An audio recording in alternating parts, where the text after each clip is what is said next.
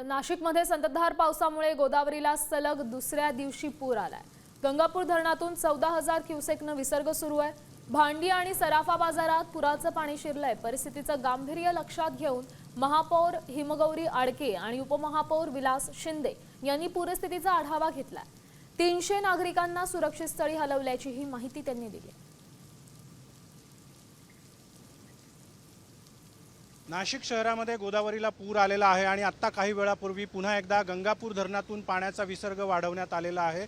14,000पेक्षा जास्त क्युसेक वेगानं सध्या गोदावरी नदीपात्रामध्ये पाण्याचा विसर्ग सुरू करण्यात आलेला आहे आणि नाशिकचे महापौर आणि उपमहापौर सध्या या पूर परिस्थितीची पाहणी करतायत, परिस्थितीचा आढावा घेतायत। महापौर हिमगौरी आडके आपल्या सोबत आहे। मी स्वतः आणि आमचे सर्व पदाधिकारी आम्ही ग्राउंडवरती आहोत, फील्डवरती आहोत। मध्यरात्रीपर्यंत आम्ही सगळे होतो आणि ज्या ज्या ठिकाणी ही पूर परिस्थिती किंवा जिथे जिथे पाऊस घुसतो किंवा पाणी घुसतं त्या त्या ठिकाणी आम्ही ऑलरेडी बफर झोनमध्ये लोकांना शिफ्ट केलं होतं, सतर्कतेचा इशारा दिला होता। पहाटेच्या सुमारास मिलिंदनगरमध्ये थोडासा त्रास झाला, त्यांना देखील आपण आपत्कालीन तुकडीने काम करून बाहेर काढलेलं आहे। त्याच पद्धतीने भारतनगर आणि शाहूनगरमधली जवळजवळ 150 कुटुंब आपण सुरक्षित स्थळी शिफ्ट केले।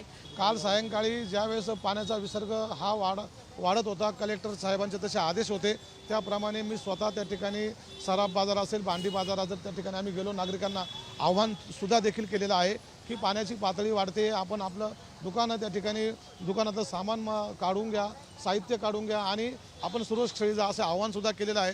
आणि टास्क फोर्सच्या माध्यमातून, आपत्कालीन व्यवस्थापनाच्या माध्यमातून अनेक कॉल्स येत आहेत, त्यांना अपेक्षित मदत त्या ठिकाणी पोहोचते। कॅमेरामॅन प्रवीण काळबांडेसह अभिजित सोनवणे, साम टीव्ही, नाशिक।